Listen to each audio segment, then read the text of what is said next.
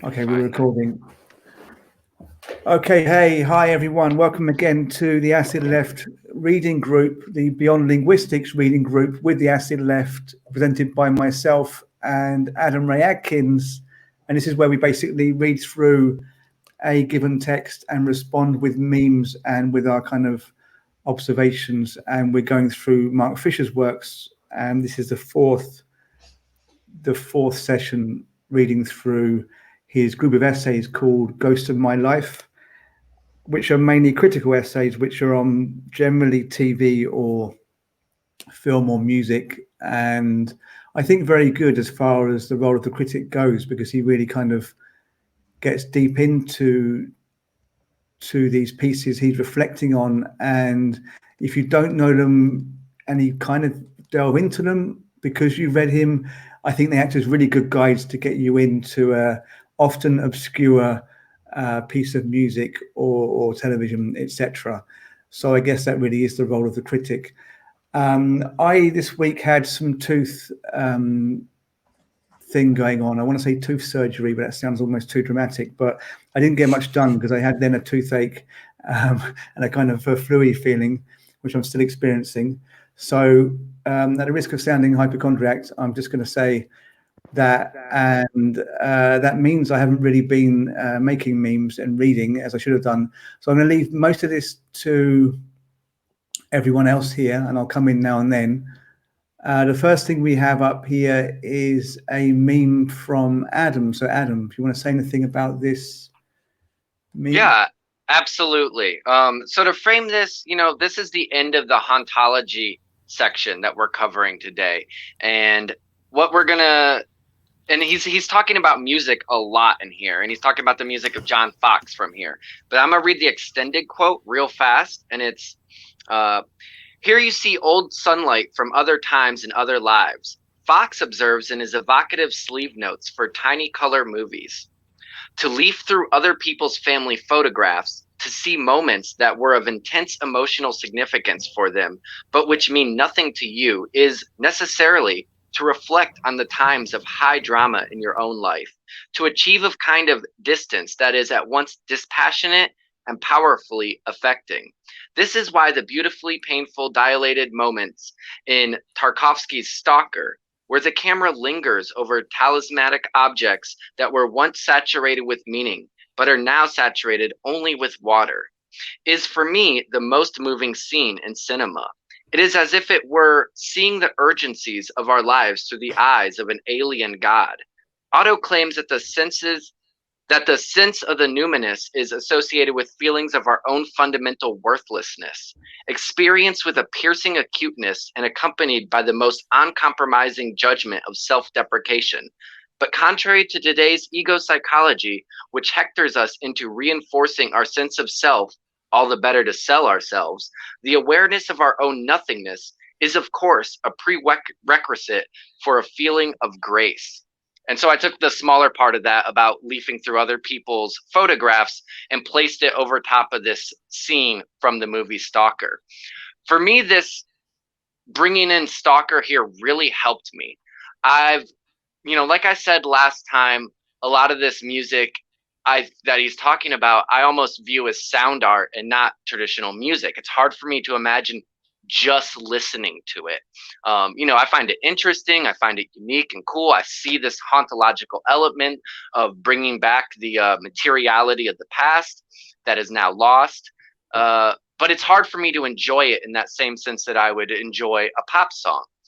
But when he brought in Tarkovsky here, especially Stalker, I really started to understand the appeal of this music, because Stalker is one of my favorite films of all times. It's engrossing and beautiful, and it is slow and painful to the point of bliss at times. And that's what he's trying to bring that together with that music, because he also talks a lot in this about this element of trance, which has kind of a psychedelia effect to it, but it's bringing you out of the pressures of everyday world and allowing you to exist in a moment that is both beautiful and terrifying.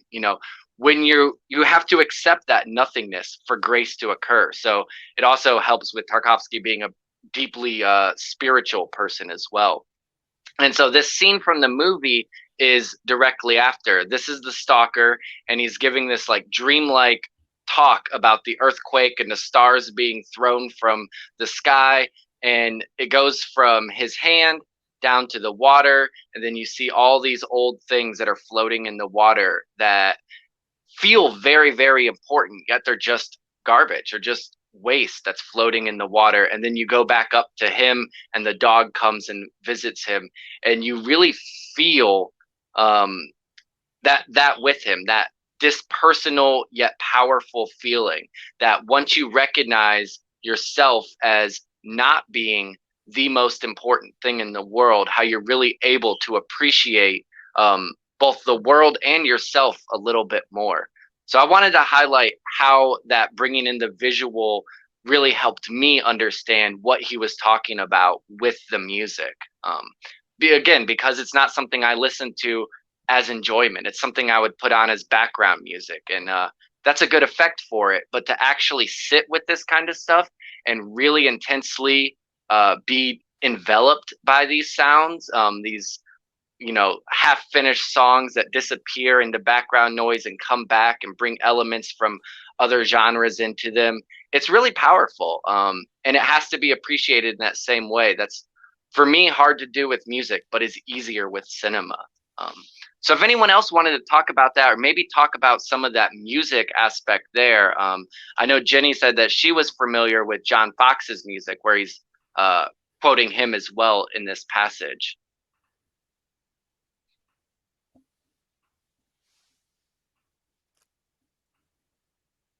I think she might be muted.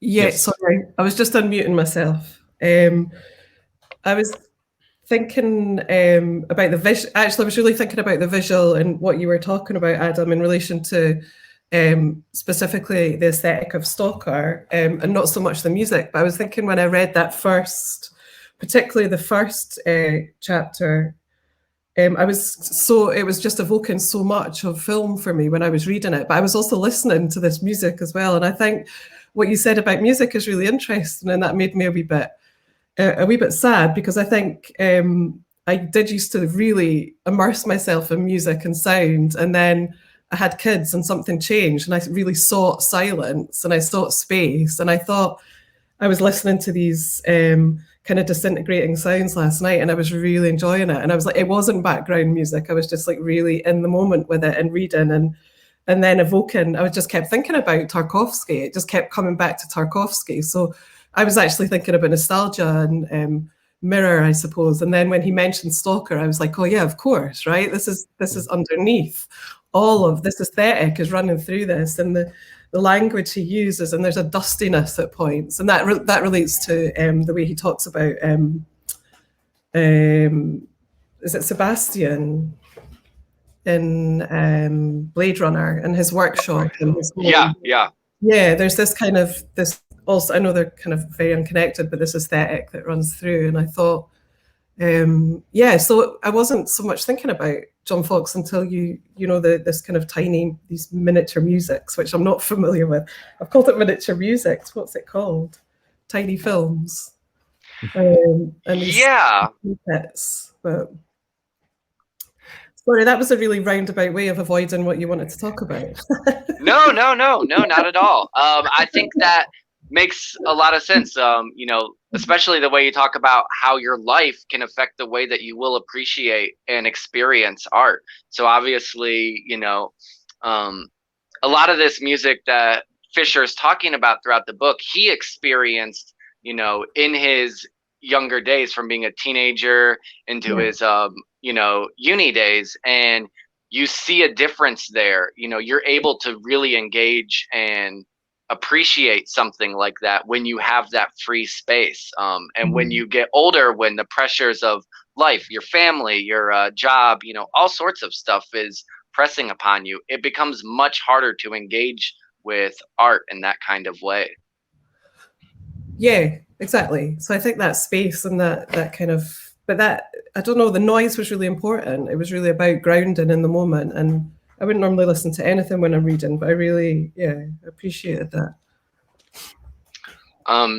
And then we have my other meme that I made, and so this is actually a still from the Tootsie Slide by Drake, which was put out during the pandemic, and it's a very somber, slow song that's meant to be a dance craze. And so obviously this isn't what Fisher's referencing here, but I found it to be a good comparison. Plus he has a picture, the Warhol Mao in his house, I guess, which I thought was funny.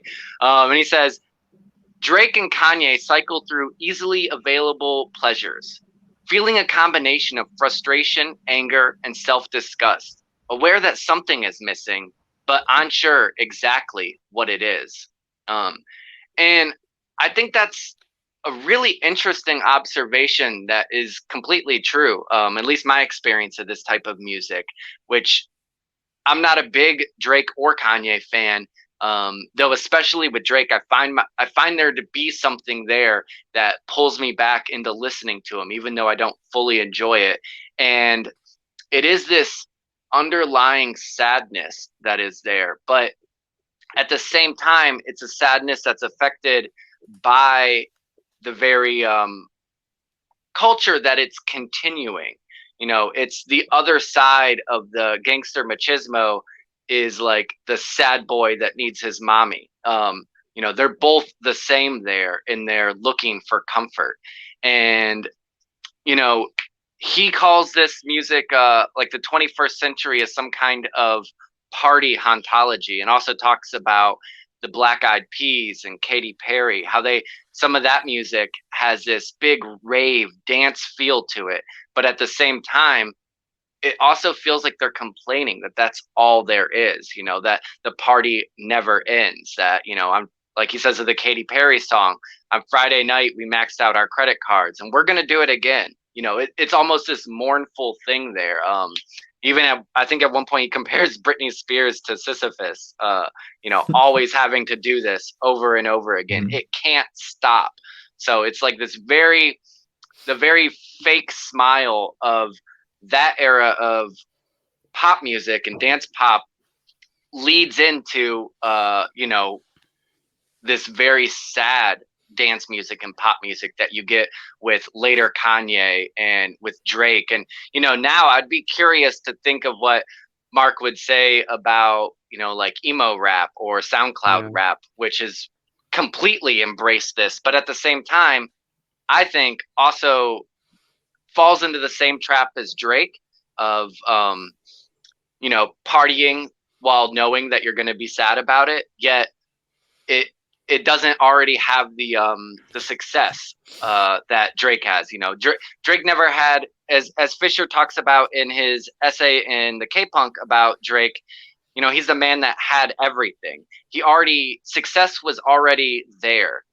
It was the standard for him. You know, he was never expected not to succeed once he entered this scene. So when he says, you know, we started at the bottom and now we're at the top, it's as if he's playing someone else who had to work for that. His denial of the chase was already there. You know, he didn't have to chase to get to the top. He just kind of got there. And it's like you're at the top looking around and being like, and now we're at the top. And that's it. What else is there? We can't chase anymore. So I find that very interesting because it is a change in music and a change of direction of expression that seems to be resonating with people quite a bit. This, like, I think it reflects that ability that Fisher talked about in Capitalist Realism to seek nothing but pleasure. But, you know, at the end of the day, that's not all that it's cracked up to be. Yeah, well, this is like really interesting because there's a sociological element to it and also a very psychological component to the whole depressive hedonism, which is what Mark Fisher calls it, trend in not just music, but kind of society, because we're in this weird dilemma where we're pressured to always be enjoying ourselves, always consuming and enjoying. This is like an imperative to enjoy, but at the same time, we're disciplinary subjects that always have to be like achievement oriented, always have to be working hard and stuff like that. And you can see in a lot of music like Drake, there's like this depressive kind of hedonism. It's like, but it's like bragging about the hedonic achievements, but at the same time, it's like always depressing. Because it's not really depressing. It's like very, it's typical like bourgeois whining, and a lot of people hate on Drake for that very reason, because he's the man who has everything, but his music is always complaining about the most first world problems. But this is where you get into the psychological element, right? And there's, I think Fisher in a few earlier chapters touched on the Lacanian principle of the jouissance, basically the drives versus desire. So we have the desire to get these things, but these conflict with our drives. So our drives is basically getting pleasure from not getting what we want. And that's something that Freud analyzes, and he gets the idea from Freud in Beyond the Pleasure principle. So it's kind of counterintuitive, right? You'd think that by getting what you want would get the pleasure, but actually the pleasure is not getting what you want. So this imperative to always enjoy kind of keeps us in like a little rat race, like a cycle, where you're always trying to chase it, but you can never really get it, because the pleasure itself is not getting what you want. I'm sure Ernesto will have a lot to say on this, having read a lot in psychoanalysis, because I found it like it parallels this whole topic a lot. Right. Do you want to say something on that, Ernesto? Sure. I think that maybe right now with the pandemic, we've seen how at odds this I guess how fragile this genre of music was, because it was great as long as we could, keep going out, keep consuming, and keep, doing the things that were readily available to us. But right now, and I think it's pretty blatant that a lot of people are still chasing that drive, right, of partying, of going out. The Texan senator quite felt it recently. He had to flee all the way to Mexico. But as you say one time, it's about the chase, right? You were talking about the drive, and in summary, as you were saying, there is a certain thing that we lack, right? And we search for it, and we try to find it, right? And it's not really about what the thing is, or about getting it. It is instead, right, as you were saying, about lacking it, right? About chasing it, and the jouissance is the enjoyment of the chase. I was actually listening to you guys. I don't know if you guys know Todd McGowan. Yeah, that's exactly where I learned all my Lacan from. Right. Okay. Great. So recently he makes an allusion to a fact that jouissance also draws from a legal term, right? And there is an analog in Spanish, which was very refreshing for me to learn. And the analog is usanza, which is the allowance of use, right? So in French, jouissance also means this being allowed, having the right to use, but to use in the sense of capitalize against profit, right? That's how it's used legally, right? You have a certain jouissance to a plot of land, right? That's how it's used, and it was pretty interesting how we need the particular conditions, right, for the jouissance to come out, and for us to experience it, so to speak. And with having to be confined, I think it's pretty interesting how we've adapted, right? Some people fail to adapt, refuse to adapt, and are right now putting themselves and their loved ones in danger, right? I mean, of course, right? People who are partying, not people who are working, right? People who are working have to go to work. That's that's a reality right now. But yeah, because I just make that aside because here in Mexico it's pretty politicized about going out to work, right? That's how it is, right? You can't not go to work, right? Work hard, play hard. Exactly. Yeah. And I know we didn't read The Shining right now, but I do go back to how Jack wasn't really working, right? at any point, right? He says that, you know, all work and no play makes him a dull boy, but he never really worked. He never really sat down and wrote because he was anything. writing a book. Yeah. Okay. Yeah. Good point. Which is something I know about. Yeah, he wasn't really working. Basically, he was anyway. He was doing that kind of strange intellectual kind of work,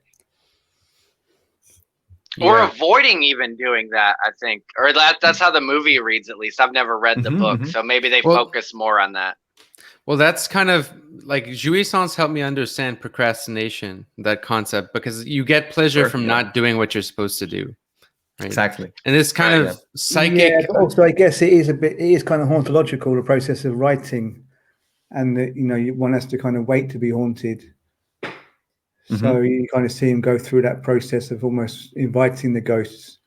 But in the end, if you do it wrong, then you don't get a book, you just get a breakdown or something, which is basically what he had.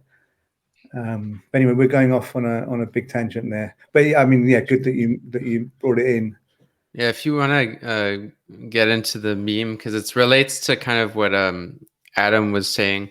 So there's this period, in the mid 2000s, early 2000s as well, where I remember it very vividly because I was pretty young. So it's like very aggressive party music. So my favorite quote in that Fisher chapter where he discusses it was when he says, "It doesn't seduce, it tyrannizes." And that's what's kind of funny, because it's not like this is new in pop music where you have, it's very, you know, just supposed to be always joyous all the time. It's one of Adorno's biggest gripes with mainstream culture, is that sort of very pacifying, and he kind of critiques like 1920s jazz. That's for him what his gripe was. But it's very unconvincing, seemingly, in the 2000s. It's more like, it's not just, oh, we're happy. It's more like, be happy. Like, it's very like aggressive, like go hard, work hard, party hard, like it's your job. Like, that's, when you think about that, that's like a very aggressive song. But I remember that like that very vividly, and it does kind of display that sort of neoliberal imperative to enjoy, but also all the time be an achievement subject. If you're not doing work, you should be pretending to be doing work, making it seem like you're doing that.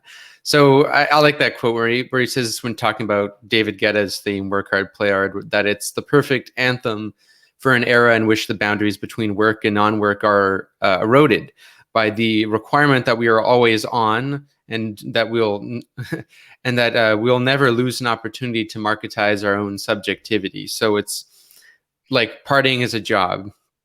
And I put those figures there just because that's kind of like that very specific era. Some would say it's not unique in pop music to kind of have this, but I would say it's unique in that it's unconvincing in how much it sort of shoves in your face that party hard type of imperative. And you see that like with the Katy Perry song, where it's like, it's pretty self-aware that this is not going to bring pleasure, but like, we'll do it all again, right? Yeah, it has to be done. Yeah, it has to be. Just, you know, do it for the gram. That's what they say now. So, but like, but I don't know, Pitbull and the Black Eyed Peas. I remember that specifically. Is like, that was probably the peak aggressive, forcefully partying hard music. And then, as you were saying, Adam, is that this sort of segued into the more overtly depressive pop music that was also, you know, hedonistic, had this imperative to enjoy, but it was more a little bit self-aware of how, you know, not satisfying this is. And you see that with Drake. I don't really like Drake's music very much, but I do like early Kanye's music, and I do think his music actually expresses this pretty well, especially albums like My Beautiful Dark Twisted Fantasy. I think it's a really good album, and kind of looks at that duality between pain and pleasure and whatnot. Yeah, there was this kind of imperative to enjoy being discussed, but also I think the point maybe was that, you know, the imperative comes from the genuine feeling on the part of Kanye that there was no enjoyment to be had, that he could have anything, but it doesn't bring enjoyment. which is a kind of hauntology, kind of seeking after something that will always evade you. And I suppose Derrida was talking about this kind of scepters of Marx is a utopia that won't manifest, but it kind of haunts us in that it drives us on. And I just think it's interesting the degree to which, and I don't really know Kanye's music very well or Drake's, but the degree to which Kanye in his real life perfectly expresses the kind of depression or the mental illness of our times, even though he's so far removed completely from most of our lives.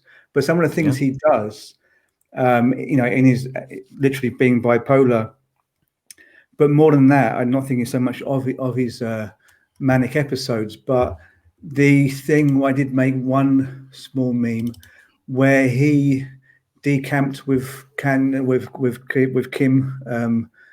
Kardashian, his still his wife, but they're getting divorced now, I think.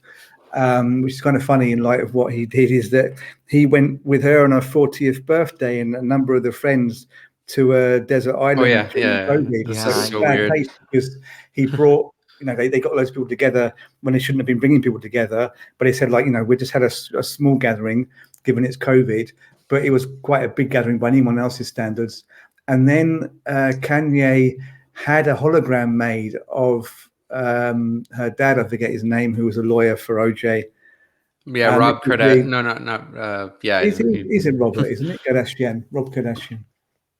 And it was just so hideous to see this, and it went all over the internet. And Kim being very thankful on Twitter, and just thinking, what kind of freak would get his girlfriend on her 40th birthday a hologram of her dad, like saying all these things, like remember our favorite song and stuff like that. It was just really disturbed. Then you just got this feeling of people with very empty lives who needed to somehow fill them and getting it always a little bit wrong. Yeah. So I just thought it was amazing how much that seemed like a sign of our times in a kind of Baudrillard sense. And it's pretty much the same quote that Adam showed up, but a bit more of that same quote, I think, of like basically searching for Drake and Kanye kind of not needing to consume because they could consume anything, but then still kind of searching for something. And you really got that feeling. So I just think it's interesting how much the Kardashians particularly are just like so much a litmus test of our times, but always unwittingly. I mean, they're always trying to be exactly on the pulse, but they never are when they try. But when they're not trying, they do something that's just, it's almost philosophical in its messaging. Anyway, that is what I kind of came up with. There's two songs that like perfectly embody that. One from Drake, one from Kanye, and the Drake one, Marvin's Room, is one that I think it's super cringeworthy song, but that was like so popular at one point. And I think it's for a reason. It's because a lot of people related to that feeling. And like Fisher talks about how there's this one depressing moment in that song where he's just like, yeah, we threw a party. Yeah, we threw a party. But it's like you can tell how just depressed he is, and how despite like that was like arguably the height of his success, maybe. Definitely. Probably, that album, Take Care, and you see is like he's like more depressed than ever, and he's like thinking about his ex, what he doesn't have, the lack, right? It's what he doesn't have that he's chasing. And the thing is about being the reflection of our times. I don't think this psychological aspect is really unique to our times. I think that existed for a long time, but what it makes it more prevalent to more relevant to our times is probably that we do have this pressure to be happy, right? Or express that we have achieved it. And that societal pressure kind of exacerbate what it was already a human condition to kind of have this lack, right? I do think, I don't know what, how, let me know what you think. But I think that it is unique to our time in the sense that it is, there is this whole industry, right, behind ego psychology, to shorten it, right, in the sense of the mental health industry, right? Because I'm sure that if any of you have done any reading that doesn't align with the mainstream, you usually find people doubting, right, the definitions and the demarcations made by, I don't know, the DSMV, right? And it's not that the DSM-V lacks accuracy, because it is an accurate outlining of symptoms, right, and of behaviors, sure, but it is ideological, right? And it is part of music, it is part of TV, it is part of films, and I'm sure we'll get into it in the further readings in the last essays, because Fisher kind of leans a little bit more into critiques of ego psychology. But my point is that before, we might have been comfortable with the lack, right? I don't know. I can't speak for people born a century ago, right? But right now, there is a distinct campaign, I would say, like like a crusade against keeping that lack open, right? It's about closing it. It's about filling it always, right? And not just with commodities, but with behavior, right? Yeah. Yeah, that's interesting. And I think, Ernesto, I think that's what I find oddly and disturbingly appealing in Drake's music, is that recognition of the lapse. So like Marvin's Room, like one time was talking about, the whole pretext for this song is he's like drunkenly leaving a message on a lost love's machine, and that's where it goes out. And he talks, he's like, I pay for women to come be with me, like I buy them planes and I buy them hotels. I don't even know their names. It doesn't matter, all this stuff. Yet he's still calling someone who he longs for, and you almost get this like feeling that they're maybe not even there, that he just needs to long for someone, that it can't be enough. He's had sex 4 times this week, but he didn't have love. But it's also not just that love would fix it. It's that there is no fixing, that chase needs to be there. And we have another meme up. So whose is this? Yeah, that's mine, actually. Sorry, I'm just thinking about what you were just saying. And lack and loss. I think I was the one that kind of spoke to me most visually, the section of the text I've spoken about, which is this idea about someone else's memories. And then I was going to try I think I'll come back to that actually, because I'm still thinking of images associated with it.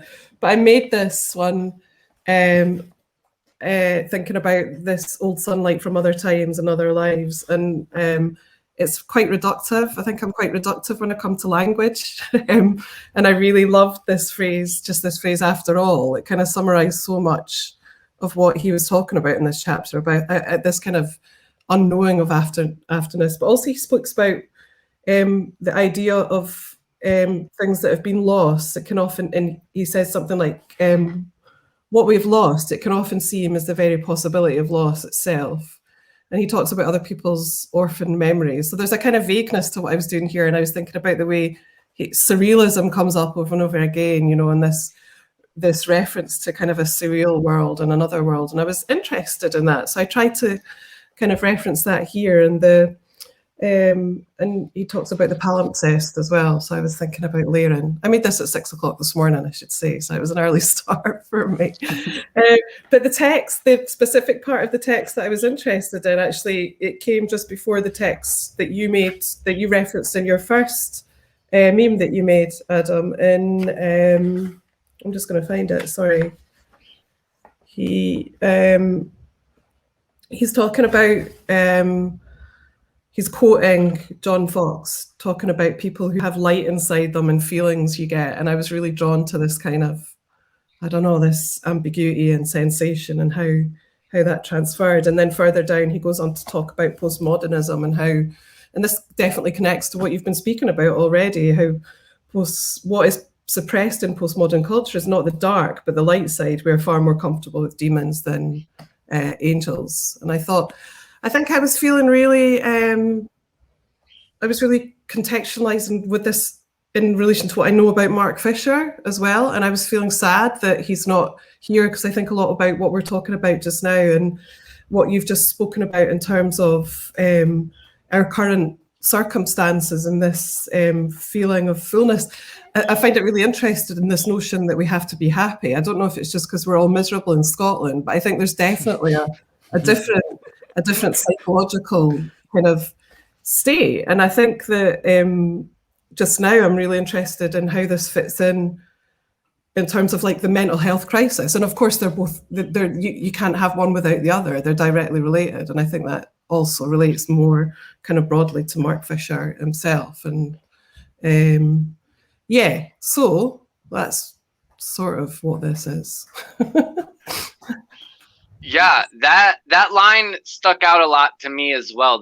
We're more comfortable with demons than angels. Yeah, it definitely. I don't know if anyone else wants to speak on that, because yeah, I found it very striking but hard to articulate my thoughts on this. I did note that passage too. Actually, that really struck me, specifically where he continues and says, "Whereas the demonic appears cool and sexy, the angelic is deemed to be embarrassing and sentimental."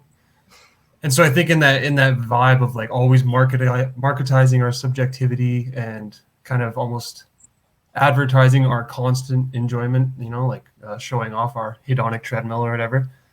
I think that kind of fits in with that, like you can only be showing that dark, demonic, sexy side. Like it's okay if you're sad as long as it's because you're partying too much. As soon as you get a little too sincere, a little too sentimental, then it's cringe, it's cope, it's whatever, you kind of get. You're not allowed to show that light side, even though, I don't know, that's kind of the one bridge that we can all link together with, right? Yeah. Well, that's exactly what people like Kanye West and then Drake sort of did for hip hop. Is that hip hop used to be this super like tough genre, right, where you couldn't express anything that defied the notions of traditional masculinity or whatever. And Kanye wasn't the first to do this. There's a lot of people before that. I would say like there's like Atmosphere, Andre 3000, but yeah, like people like that kind of overtly express their sort of emotions. I think Kanye's music earlier is a lot more artistic than Drake's, strongly, but it does express this well. That sort of climate of our time, and previously you couldn't really so much do that. At least not in hip hop. And I wouldn't say it's not just hip hop, but too, like if you look at 80s music, it's not a whole lot of room for vulnerability, really, at least in mainstream culture. It was all about like ditzy pop and like being happy all the time. Oh, I don't know about that actually. I think that's maybe because I grew up in the 80s and I'm a miserable Scottish person, but I find plenty. I'm excluding punk. I'm excluding punk there because that's kind of the antithesis to the yuppie culture. But yeah.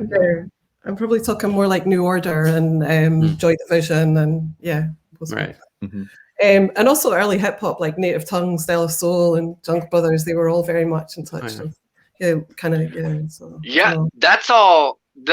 Those are interesting hip hop examples because that's all really good stuff that was kind of thrown away by mainstream. Like it all had its brief pop and flair, but then it never had sticking power.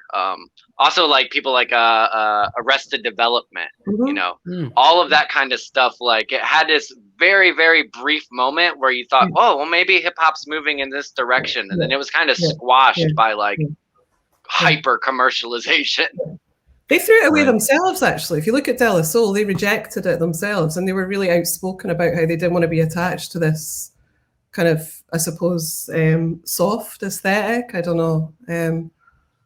Well, the De La Soul and Tupac sort of, I guess you could say, for their times were more vulnerable compared to their contemporaries. But they were there when they were more like vulnerable and like showed more. They also kind of compensated with like little gangsterism adding to it, also in their tracks, especially Tupac. You can see like his early music's more sentimental, but then as he got bigger on Death Row with on that record label, he kind of put out more tracks that were more like and then he went and fit the stereotypes of the time. Yeah, that's true. We got another one. I also find it interesting that Kanye made this shift with I don't think it's his latest album now. But this whole gospel music that he brought in. Oh yeah, Right? that Yeah, that's an existential crisis, like right there. Yeah. That's all I could sense from listening to that project. yeah that I haven't listened to it since it came out. That was an awful album. Yeah, But it was there's his definitely worst stuff to album. say about it. So it's this there's a Mr. Suit meme. Is this from Commodity Creature? Is he here? Yeah, but he's not here. He can't be with us somehow. His internet's too slow. He was here a minute ago. Oh, That's okay. I saw Kanye. someone drop out. Yeah, I don't know if people are familiar with the reference here.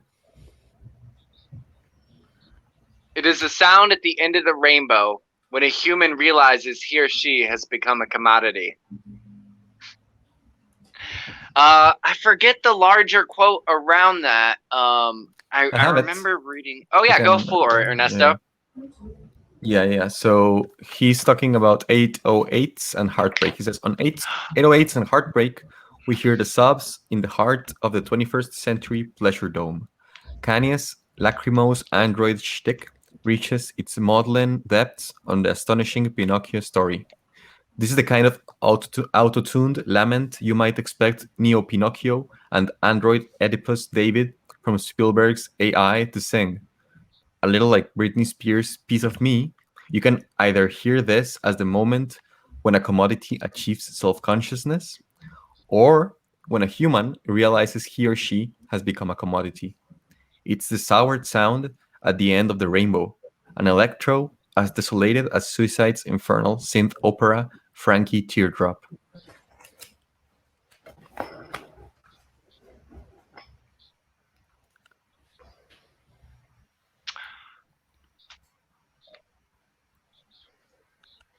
It's a great album. It is. I know the Mr. Suit character from Commodity Creatures videos and stuff like that. I wish I could have them maybe expand upon this a little bit more. Creature is back. I don't know if they're lagging, but hi, can you Hey, speak how's it okay? going? Hey, Are you all able to hear me? Yes. Yeah. All right, cool. Yeah, it's just been a little laggy to stream for me. I think I have a slow internet connection. So, yeah, I don't know what you would like me to expand on this. Like, I just really liked that section from that last chapter. Where he's talking about these sort of like huge pop stars becoming commodities. And I mean, I think that it's pretty easy to say that every human is sort of a commodity in some kind of way. Like we, what is it? We like create labor value, and that we're like, beasts of production or whatever. But with this character, Mr. Suit, like the whole idea is that he's this kind of delusional person that thinks that they're like a celebrity or a superstar or something, and that, like the whole world follows every, thing that they do as if it were a celebrity. And I think that's partly because, like, when I read these like Mark Fisher things about Burial or The Caretaker or the people, like Drake or Kanye, the reason, or even Blake, like the reason that they're able to do the sort of expression that they're able to do, to me it seems is that, like, they do have sort of this huge following that's always tracking sort of every little move that they do. And I don't know, maybe there's a part of me that's jealous of that and would like to experience that as an artist. But You know, at the same time, if you experience that level of fame, there's probably huge downsides too, you know. Yeah, it kind of what you were saying, you did break up a little bit for me, but it might be my connection as well. It kind of made me think of the fairly recent documentary about Paris Hilton, who, was very famous during the early 2000s for being famous and, that kind of thing. And she had the reality shows and stuff like that. She's a rich heiress. She did a bunch of terrible, gross stuff and et cetera, et cetera. But in this documentary, it's, she's very upfront about the fact that, well, yeah, I'm not the smartest person in the world, but I was definitely playing a character on this show, that she realizes her self-commodification, but then how she cannot escape it. She runs all these businesses and stuff. She used that fame to get the capital to, I mean, she was already rich, but to really get the capital to be able to make perfume companies and all sorts of designer clothes stuff. But that character that she played, that she created for herself, will forever haunt her as being,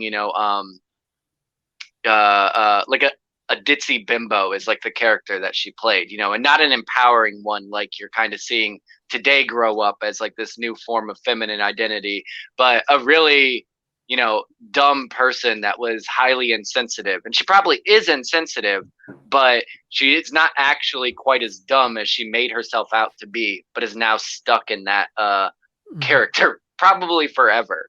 So there's a dark side of commodification, but at least a celebrity has the opportunity to fully realize that they're commodified. Unlike most people whose, that aspect of them can easily remain hidden, their participation within the data economy and et cetera, unless they want to look for it. Yeah, I don't know to what extent they really fully realize. There tends to be a kind of cycling round or dialectical relationship where they do walk towards freedom and they're spurred on by the feeling that they might genuinely be free because they're so powerful. But at each step they make, they're hit by, the opposite. They're being captive precisely because they're so famous. It's a weird relationship. I'm thinking of the Carters, Beyonce and Jay-Z, this collaboration they did, and they made that music video for the song Ape Shit in the Louvre Museum. Mm-hmm. And if you look at the kind of juxtaposition between the lyrics and them being in the Louvre around these kind of paintings that depict Orientalism, and they're talking about how they made it, and that's kind of in the lyrics. We made it, and have you ever seen a crowd go ape shit, etc. At the end of all that, having made it, they seem that their only recourse is to mimic the power of European aristocracy and imperialism by being in the Louvre. And then you see actually that they're trapped by history and by capitalism. So it's interesting, that kind of dynamic. That's a really interesting observation. I don't know if they're more trapped than us. I think they have an equal pull of being trapped and being free, but it's within bigger margins.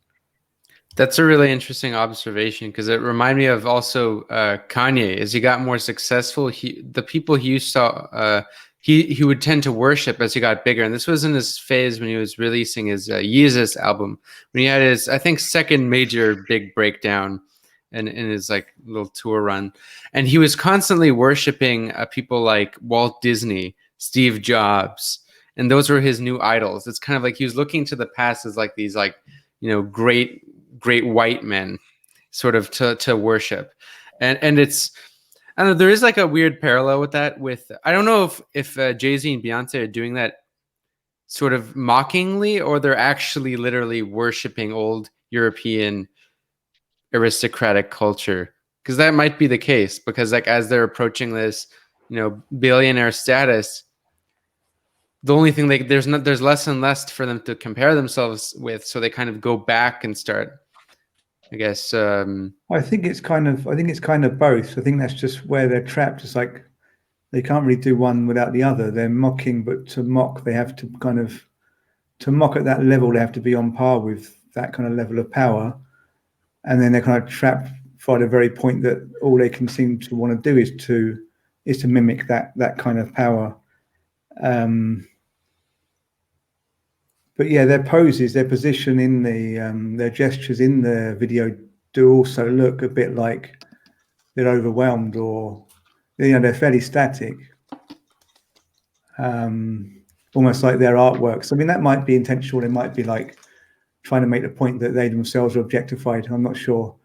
Or they're trying to compare themselves to like saying that they're kind of like, the icons of this generation, which would be a pretty narcissistic statement. But yeah, whatever level of irony there is there, it remains that when they thought of, hey, what can we do to show we made it, that they thought they wanted a free reign on the Louvre for a music video. I mean, that's the gesture they did it, however much irony they're employing. So, well, there's actually a rumor that one of the reasons maybe that they did this is because apparently Kim and Kanye wanted to get married they wanted to get married there, and to kind of dig at them because they have apparently some sort of beef or rivalry, and just to sort of piss Kanye off, they did that video. Just to kind of, I guess, to be there first. It could just be bourgeois pettiness, like that's really possible. Well, that's possible, or there might be. Yeah, that's like a whole level of being trapped. A whole level above. Let's mimic the kings of the past. Instead, let's like try and get one over Kim Kardashian. Yeah, that's interesting. Fisher earlier in the book talk about sort of always having like some sort of like trouble with actually reaching that status as well, because unless you're born into it, you're always kind of like mocking it or faking it at some level because of the different mannerisms of the like elite class versus like in trying to break into it is like you're always worried about mispronouncing words or some. Yeah, he definitely has said that at different points. I don't recall where he said it in Ghost of My Life. He might have. I think it's in the Goldie essays. He talks about that feeling of outsiderness of and the New York Dolls. He mentions it as well, of like coming from a lower class to try to occupy this like pop space of everyone, and then having it's able to be ripped out from under you at any moment. Although I would say that, yeah, like Beyonce, Jay-Z, Kanye, Kim K, they're all far above any kind of recognition that like someone like Goldie or the New York Dolls or anyone like that could actually achieve. They're gone way beyond that level. I don't think they have to worry about that, but psychologically, I'm sure it is always still there quite a little bit. And I mean, especially we're speaking mostly of American artists that are Black, and there's definitely that aspect to that as well, of an outsiderness in the bourgeois world of respectability. So, like how much can they ever be taken, as one of the gang? How much can they actually be considered part of that same heritage, unless they're kind of conquered in a sense? That's interesting, because one of the things that Kanye was sort of ranting about hysterically in I think it was like 2013 with the Yeezus album is because originally he wanted to do a shoe deal or a fashion deal or something with Nike, and they rejected him, and he kind of made a whole charade saying that it was because he's Black. And then he was saying that all of that, and it's because he doesn't get the respect. But then when he got a deal with Adidas, then he started saying, I'm the next Walt Disney. I'm the next Shakespeare.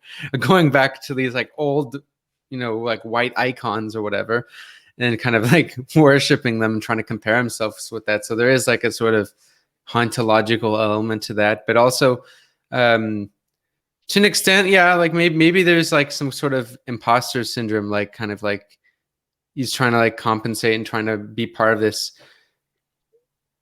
sort of class of icons, which is itself just a, symbolic.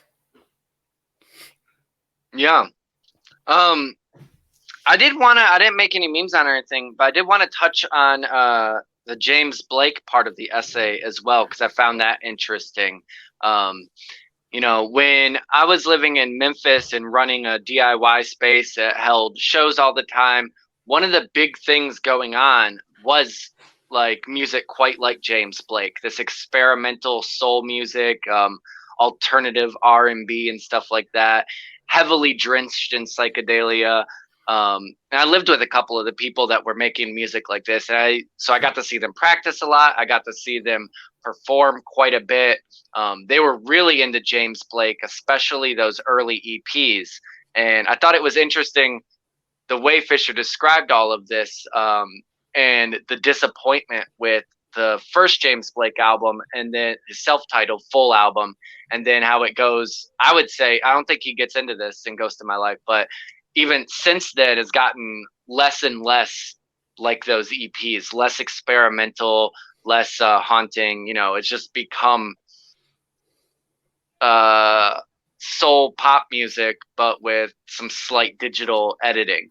What was so powerful about that kind of music? I'm not thinking only of Blake, but the people that I knew that were making similar music as well was, I would see them all the time. And I'm thinking specifically of this band Warm Girls that played a lot. It was two people, a drummer with a sample pad and a singer guitar player with a sample pad. And so they did this in a very similar way of creating these samples of unfinished sounds and stuff. And then when you would see them live, it's almost like they had these bits, and they knew this was in the song, and there might be a loose structure as well, but it would change each time. It wouldn't be the same song over and again. It would be much more experimental, as if you're hearing almost like a parallax of the song, like a sonic parallax, like you saw it from a different angle or something like that.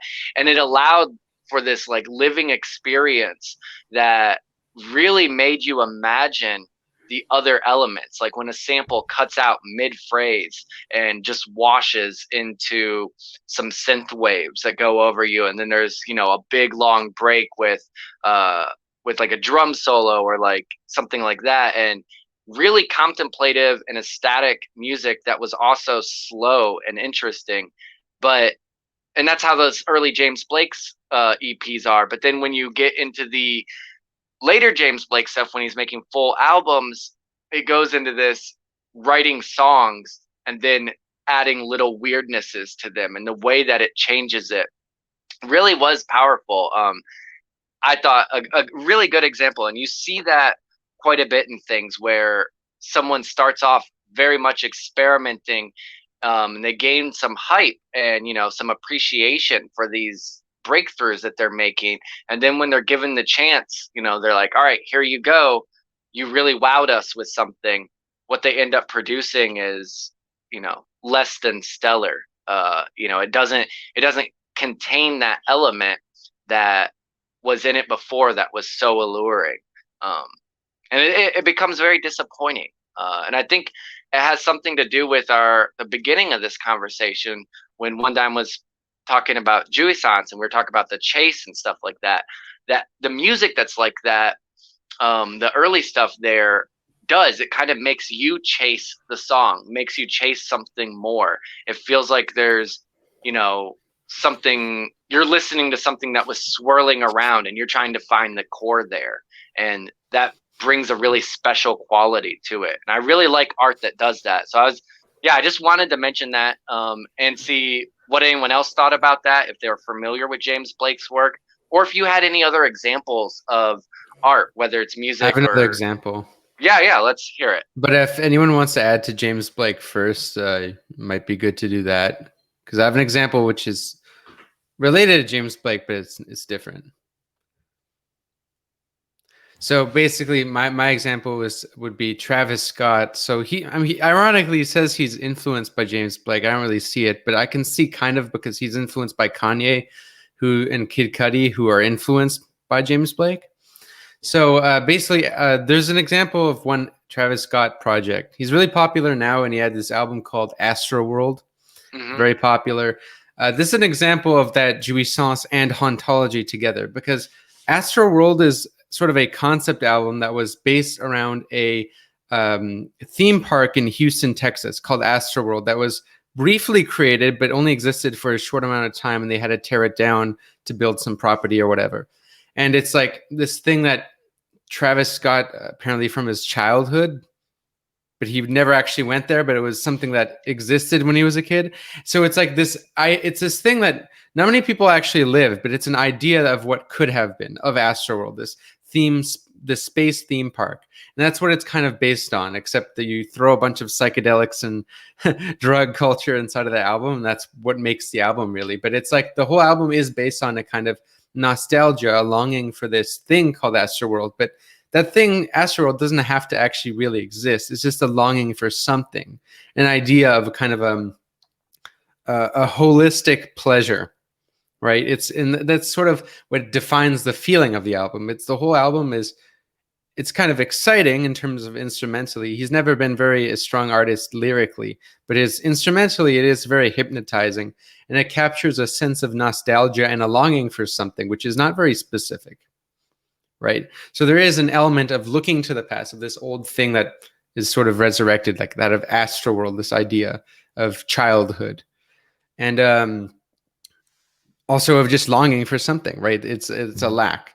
There's the YouTuber Plastic Pills. He actually mentioned Travis Scott in one of his videos about a McDonald's commercial, which has Travis Scott in it, which kind of plays on nostalgia of like sort of late millennials, early Gen Xers, of that there's a certain era of McDonald's that had a certain, I think, marketing, and it was kind of playing on the nostalgia for his demographic, like the 29, early 30s demographic. Yeah, it's a great video. It kind of related to that. I would definitely recommend. Interesting.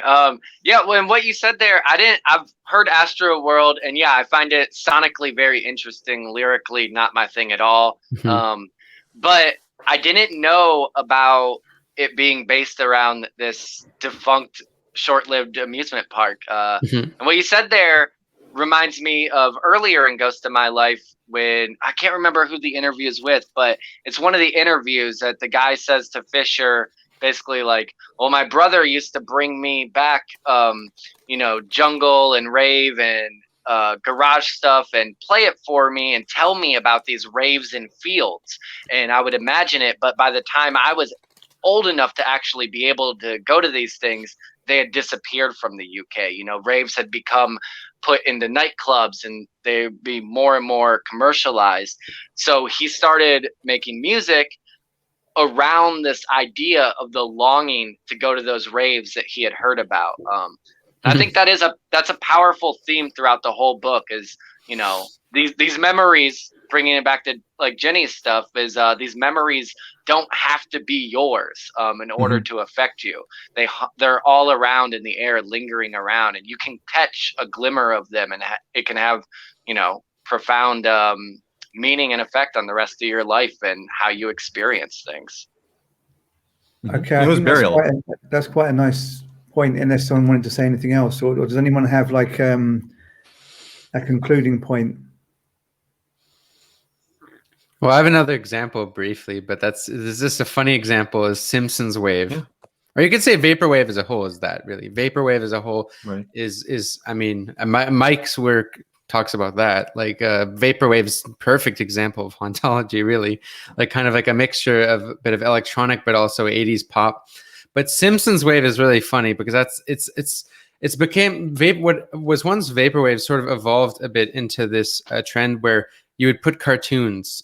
People would put visual cartoons and sort of make their own music videos with Vaporwave type music. But as the genre kind of progressed, what is really interesting is like it fused with different genres in very disconnected ways. So if you hear Simpsons Wave, not only is quite overtly, there's a sense of nostalgia. If you just type in Simpsons Wave, there's the first video called, I think it's I'm Just a Kid or something, but it's like, it has millions of views and it's a very popular video.